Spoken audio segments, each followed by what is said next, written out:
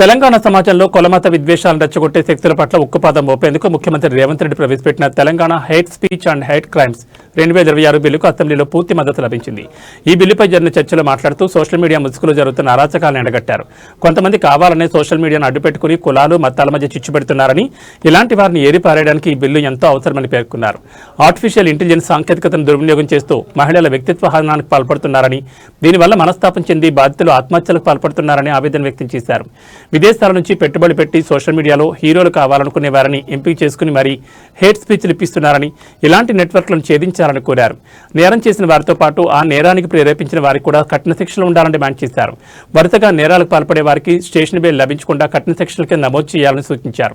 చివరిగా రాష్ట్రంలో శాంతి భద్రతల పరిరక్షణ కోసం మరియు పౌరుల ఆత్మగౌరవాన్ని కాపాడడం కోసం ఇంతటి సాహసోపేతమైన బిల్లును తెచ్చిన ముఖ్యమంత్రి రేవంత్ రెడ్డికి ప్రత్యేక ధన్యవాదాలు తెలిపారు. అధ్యక్ష, Telangana hate speech and hate crimes bill 2026 మీద మాట్లాడే అవకాశం ఇచ్చినందుకు తమకు ధన్యవాదాలు తెలుపుతూ, ఈ యొక్క బిల్ చాలా చాలా ఇంపార్టెంట్ అధ్యక్ష. ప్రతిదానికి ప్లస్ ఉంటుంది, మైనస్ ఉంటుంది. అదే మాదిరిగా మనకు రాజ్యాంగం ఫండమెంటల్ రైట్స్లో ఫ్రీడమ్ ఆఫ్ స్పీచ్ ఇచ్చిందని ఇష్టానుసారంగా మాట్లాడుతుంటే ఎంతవరకు పరిమితం అనేది కూడా ఆలోచించాల్సిన పరిస్థితి. ఈరోజు ఈ బిల్లు ఒక ఇంపార్టెన్స్ ఎంత ఉందంటే అధ్యక్ష, ఇప్పుడు ఒకవేళ దీన్ని నియంత్రించకుంటే భవిష్యత్తులో చాలా ప్రమాదకరమైన పరిస్థితిగా పోయే పరిస్థితి ఉంది అధ్యక్ష. ఎందుకంటే ఆర్టిఫిషియల్ ఇంటెలిజెన్స్ వచ్చిన తర్వాత దాని ద్వారా ఎవ్వరు ఏదైనా తయారు చేయగలుగుతారు. అది నిజమా కాదా అని తెలుసుకున్న లోపట అనేక మంది జీవితాలలో ఎంతో నష్టం జరిగిపోతుంది. కొంతమందిది క్యారెక్టర్ అసాసినేషన్ అవుతుంది. కొంతమంది మహిళలు అది బాధ బయట చెప్పుకోకుండా వాళ్ళ మీద జరిగిన ఈ అసాసినేషన్ని వాళ్ళు సూసైడ్ దాకా కూడా వెళ్ళినారు. ఇలాంటి సంఘటనలు ఎన్నో ఉన్నాయి.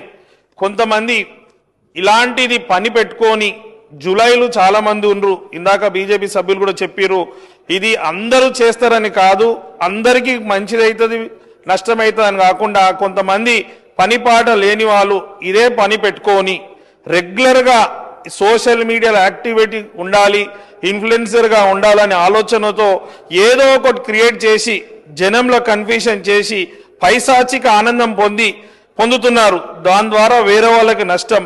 కొంతమంది మతాల మీద, కొంతమంది కులాల మీద చేసి ఒకరికొకరు చిచ్చు పెడితే వాళ్ళ గొడవలు అయితే లా అండ్ ఆర్డర్కి ప్రమాదం కూడా. ఇలాంటి పరిస్థితి కూడా మనం చూసాం. ముఖ్యంగా మన అందరికీ తెలుసు ఈ యొక్క social media importance, social media నష్టం అనేది మణిపూర్లో జరిగిన సంఘటనల గురించి కూడా మనం ఒకసారి మన రివైండ్ చూసుకుంటే అక్కడ గవర్నమెంట్ ఇంటర్నెట్ కూడా బంద్ చేసింది. వేరే దేశాలలో కూడా ఇలాంటి టైంలో కూడా వాళ్ళు ఇంటర్నెట్ ఎందుకు బంద్ చేస్తున్నారంటే ఈ వాట్సాప్ ద్వారా, ఫేస్బుక్ ద్వారా, ఇన్స్టాగ్రామ్ ద్వారా, ట్విట్టర్ ద్వారా వేరే ఏ మాధ్యమం ఉన్నా కూడా ఈ డిజిటల్లో సోషల్ మీడియాలో ఆ మాధ్యమం వాడి జనాలు కన్ఫ్యూషన్ చేసి లేనిది ఉన్నట్టు ఉన్నది లేనట్టు క్రియేట్ చేస్తున్నారు. కాబట్టి దీని ద్వారా అనేక మంది నష్టంతో పాటు గొడవలే ఛాన్సెస్ ఎక్కువ పెరిగిపోయి ల్యాండ్ ఆర్డర్ కూడా ఇబ్బంది అవుతుంది. ఇది ఏమైపోయిందంటే కొంతమందికి ఫ్యాషన్గా అయిపోయింది అధ్యక్ష. దీని ఏంటంటే ఇదేమి 7 సంవత్సరం లోపల ఏదైతే క్రైమ్ ఉంటుందో దాన్ని స్టేషన్ బెయిల్ ఇచ్చేస్తారు. దీంతో ఏమవుతుందని చాలా మంది ఆ విధంగా ఆలోచించుకొని ఇష్టానుసారం చేస్తారు అధ్యక్ష. కొన్ని మేజర్ ఫ్యాక్ట్స్ చెప్తున్నా అధ్యక్ష. గవర్నమెంట్లో కూడా శ్రీధర్ బాబు సార్ కూడా అక్కడ పొన్నం సార్ కూడా ఉన్నారు. ఇది చాలా చాలా ఇంపార్టెంట్. ఏంటంటే అధ్యక్ష, కొంతమంది చాలా డబ్బులు స్పెండ్ చేస్తారు అధ్యక్ష. కొంతమందిని డ్రామా ఆర్టిస్టులను పెట్టుకొని స్కిట్స్ చేపించి ఒక దగ్గర ఈ మతపరమైన ఇబ్బంది, ఈ మతపరంగా జరుగుతుందని కూడా క్రియేట్ చేస్తున్నారు. ఆ టైంలో ఆ వేషాలు ధరించి ఆ స్కిట్స్ ద్వారా ఏమైపోతుందంటే కొన్ని డబ్బులు ఖర్చు పెట్టి అక్కడ జరిగినట్టు నిజమే అనిపించే విధంగా జనాలు ఆలోచించే విధంగా విద్వేషం అనేది పెరిగిపోయే విధంగా వాతావరణం కొంతమంది క్రియేట్ చేస్తున్నారు అధ్యక్ష. కొంతమంది ఏమో పాపులారిటీ గురించి, పబ్లిసిటీ గురించి హేట్ స్పీచ్లు మాట్లాడి హీరోయిజం చూపించుకుంటారు. దాని ద్వారా తెలియని అమాయకులు అది నిజమని భావించి ఆ దారిలో వెళ్ళి చాలా మందికి గందరగోళం సృష్టించే ప్రమాదం ఉంది. కాబట్టి ఈ సొసైటీకి చాలా చాలా డేంజర్ అధ్యక్ష. దీన్ని మంచిగా వాడుకుంటే ఉన్నది చూపించడం సోషల్ మీడియా రైట్స్ అనేది చాలా ఇంపార్టెంట్. లేనిది చూపించి డిస్టర్బెన్స్ క్రియేట్ చేయడం అనేది చాలా చాలా డేంజర్గా సిచ్యువేషన్ అవుతుంది. కాబట్టి దీని మీద ఆలోచించాల్సిన అవసరం ఉంది.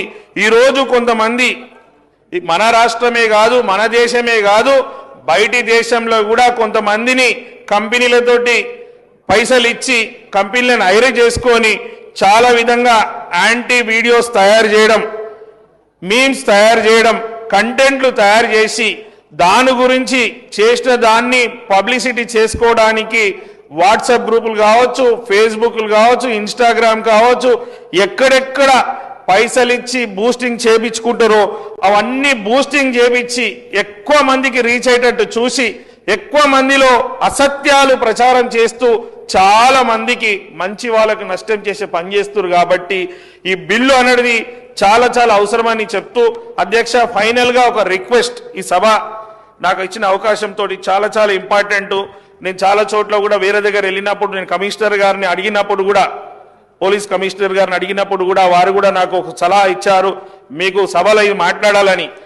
నేను మీ ద్వారా ల్యాండ్ ఆర్డర్ వారికి, హోం శాఖ వారికి ఏం చెప్తున్నా అంటే అధ్యక్ష, చాలా మంది ఫ్రీక్వెంట్ అఫెండర్స్ అయిపోతున్నారు, హ్యాబిచువల్ అఫెండర్స్ అయిపోతున్నారు. ఏమైతుంది, హీరోయిజంగా నా మీద ఇన్ని కేసులు నేను చెప్పుకుంటారు, చేసే తప్పులన్నీ చేసి నా మీద ఎన్ని కేసులు ఉన్నాయి, అన్ని కేసులు ఉన్నాయని. ఈ స్టేషన్ బెయిల్ అయితే సిస్టమ్ ఉందో మంచి వాళ్ళకు తీసుకొస్తే ఇది చాలా మంది చెడ్డ వాళ్ళు దీన్ని ఉపయోగించుకుంటారు. కాబట్టి ఫ్రీక్వెంట్ అఫెండర్స్ కి స్టేషన్ బెయిల్ ఇవ్వద్దు అధ్యక్ష. చాలా కేసెస్ ఇదే మాదిరిగా చేస్తే దయచేసి అధ్యక్ష, రెండు విషయాలు అధ్యక్ష, ఇక్కడ ఏంటంటే రెండు విధంగా ఉంటుంది. ఒకటేమో విద్వేషాలు సృష్టించే విధంగా ఉంటుంది, కొన్నిసార్లు ఏమో క్యారెక్టర్ మీద ఉంటుంది. క్యారెక్టర్ మీద అంటే ఒక పర్సనల్ విద్వేషం అంటే సమాజంలో రెండు వర్గాలుగా చీరిపోయి గొడవలయ్యే ప్రమాదం ఉంది. ఈ సోషల్ మీడియా ఇన్ఫ్లుయెన్సర్స్ ఏం చేస్తున్నారంటే వాళ్ళు రెగ్యులర్ గా ఏదో ఒకటి క్రియేట్ చేసుకోవడానికి చాలా మంది ఆఫీసులు పెట్టుకొని ఆ గ్రూపులు చేసుకొని ఆ గ్రూపుల ద్వారా ఇది ఎక్కువ మందికి రీచ్ అయితే చూస్తున్నారు.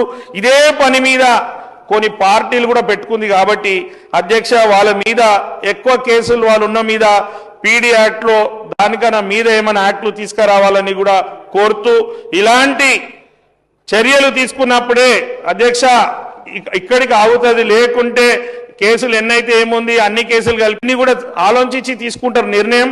ఫ్రీక్వెంట్ అఫెండర్స్ ని మాత్రం సోషల్ మీడియాలో తప్పు చేసే వాళ్ళ నుంచి ఈ రోజు నుంచే అమలు కావాలి. వాళ్ళ మీద కఠినమైన శిక్షలు పీడీ యాక్ట్లు వేస్తేనే ఇంకొకటి లైన్ లో రాడు. కాబట్టి ఎప్పుడో ఏదో అయిపోయింది అధ్యక్ష. నా కాన్స్టిట్యున్సీలో ఒక విషయం అయింది అధ్యక్ష.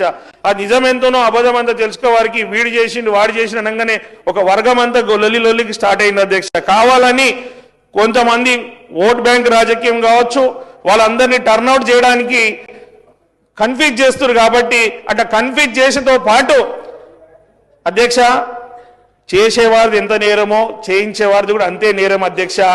దయచేసి నా ఒక మనవి ఏంటంటే, ఈ సభ ద్వారా చేసినోడు ఎవరు, సహకరించిన ఎవరో వారి మీద కూడా కేసు పెట్టాలి. వాళ్ళని కూడా కఠినమైన శిక్షిస్తేనే పైసలు పెట్టాడు, ఇన్వెస్ట్మెంట్ పెట్టాడు, ఈ చేసేటోడు చేయడానికి కూడా ఇది ఇక్కడికి ఆగిపోతుందని ఈ బిల్లుకు పూర్తిగా మద్దతిస్తూ ఇంత మంచి బిల్లు తీసుకొచ్చిన ప్రవేశపెట్టిన గౌరవ ముఖ్యమంత్రి గారికి హృదయపూర్వకంగా నమస్కారం. థ్యాంక్ యూ అధ్యక్ష.